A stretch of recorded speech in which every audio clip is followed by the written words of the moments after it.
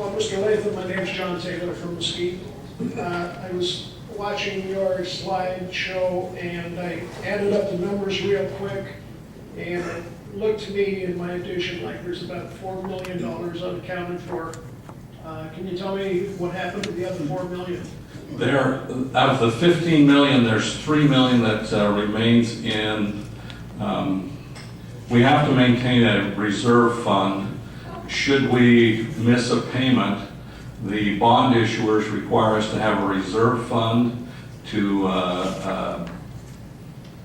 pay in case of a default on the loan. And that's where most of it is. There's probably still some dollars we could identify in smaller system improvement projects, but I dealt with the major ones here, and the remainder of that would be in the reserve fund. Okay, and one other question. You mentioned in your talk that you had a consultant before. Who was your consultant firm? Consultant for the study. ECI did the consulting for us on the cost of service study and the loads and resources study. Or not the cost of service, the loads and resources and physical facilities study. You said in your cost reduction program where you eliminated a lot of things, one of them was you reduced your contract with your consulting firm? We had a consulting firm that was working with us on our mapping system and coming in and helping us develop a overall mapping system of the district. And who was that consulting firm? Gentry GIS, is that? Gentry GIS was the name of that company. Okay, thank you.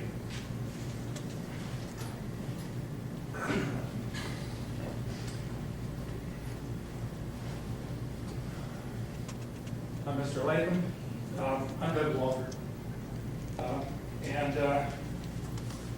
I can see you're alone, and you might be earning a great deal of your retirement benefits right now. Our city, and I'm just a resident here, but our city of Mesquite during these tough times has cut 31 full-time employees. They've taken a 10% across the board deduction in every department, absolutely 10%, and they have not affected the Forest Service at all. Our Overton Valley Water District has frozen its salaries from 08 till now. The major capital expenditures have been decapitalized. They've been put on the back burner, tabled in favor of paying off debt. And they've done $8 million of reductions. Still reliable, efficient, and themselves without affecting their core service. I would like to ask you and other reputable members of your board, would you consider reducing your salary and their salary in line with similar public service members of our community, such as those two I mentioned? I'm sure that will be a discussion at board meeting, how to further reduce costs. My thoughts are that that could be accomplished, but that'll be a discussion before the whole board. I would add to that if the planning cycle for system improvements for utility is fairly long range, if we had the ability to respond today, we may have delayed some of these system improvements and the cost of those, but we did not have that option. By the time we were in the program and spending the money, we were doing those system improvements. And the loads are starting to come back now that are going to require those things to be in place. So we're a bit ahead of the curve as far as meeting loads for the community. But would you and other reputable members of your board consider reducing your salaries in line with other public service officials of your level here in this community? I think there are options to look at. As far as reducing to the level, if you're a plumber, you get paid what a plumber is. If you were to bring in an outside replacement for myself, sooner or later that individual is going to want to be paid an industry standard wage. Now, can you bring someone in for a shorter period of time? I think there's some options there we could look at. But ultimately, I think you're going to have to face the issue that this is what utility managers make.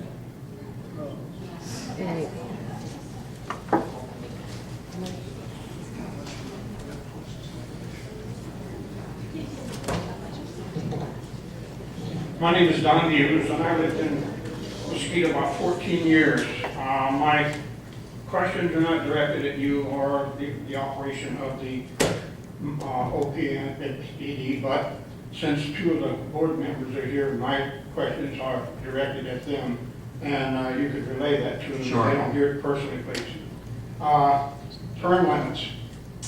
I knew that question was coming somewhere. When our board was reconstituted in cooperation with the city of Mesquite, we went to the legislature and proposed a 7-member board. There was some confusion, and there still is some confusion, whether the reorganization of the board constituted that term limits started over. Since that controversy has been in place, the person in question, Dave Anderson, signed up. No one chose to run against him. And he has asked the Attorney General for an opinion as to whether or not term limits apply or if they started over. And so the answer to that question really lies outside of any of the board of directors to answer or the Overton Power staff to answer.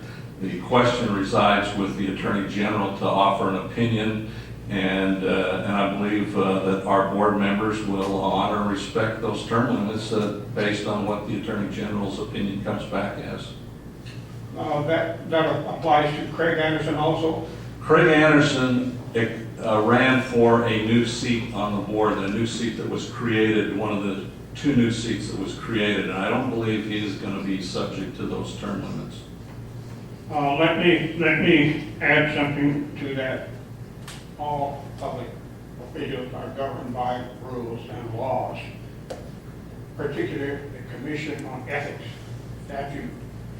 State in that they have a legal opinion section where people come in directly affected, or third parties like me can come in. You can ask for legal opinion. You could have done it years ago, but now we're dealing with someone with many, many years above the limit of 12 years, and we see that. I don't care how anyone else sees it. We see that as the public. That's simply a manipulation of the rule. It smacks of the old boy network that we've been plagued with in this city for years. It smacks of that. And I would ask you you get a legal opinion. We are. You pass it under the commission, because I can assure you that somebody else is going to get a legal opinion. Sure. That's already been submitted to the Attorney General, and we are awaiting that opinion from them. I hope it takes care of you. Thank you, sir. You bet.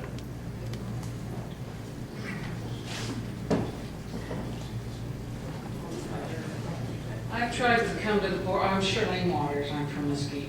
I've tried to come to the board a couple of times to talk to this picky little thing that bothers me, and I can't find a board meeting. You want me to talk on a computer to somebody down in Overton.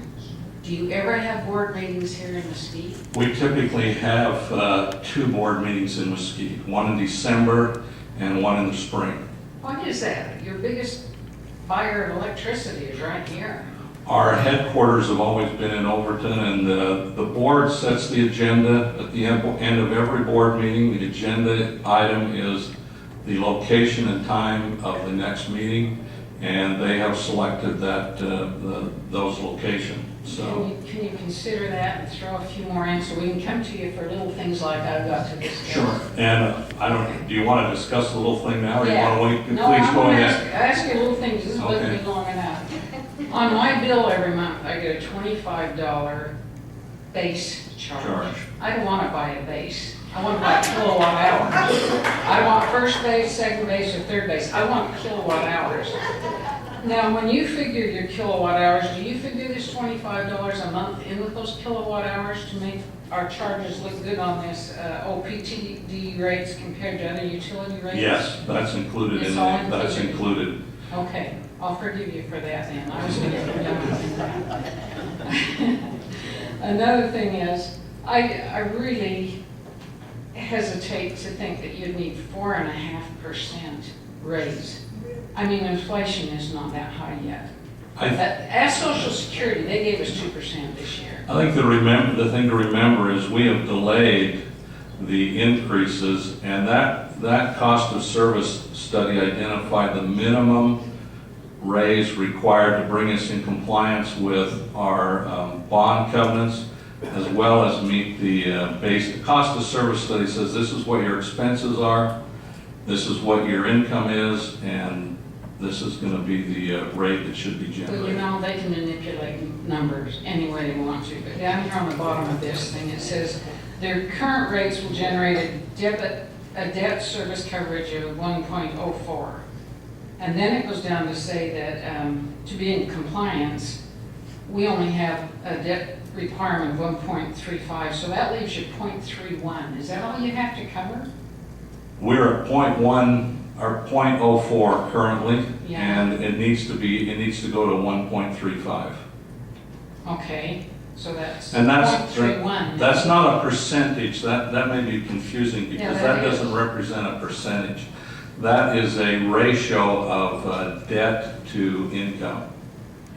That sounds like about 1% to me. Could you lower it a little? I wish we could, I wish we could. And we're taking a look at some ways, and I'll address those in my remarks, of ways to avoid pancaking of rates, which I think has been one valuable thing that's come out of these discussions. When you have an increase in your water rates because of the power, you have an increase in your water rates, and we're going to address that and try to avoid that. And I appreciate having a meeting on this, because I don't think Virgin Valley Water had a meeting and let the town come in and say, we don't want 40% raise. Yeah. You know, so this is, I appreciate that. And also, could you do something about the city's right-of-way fee?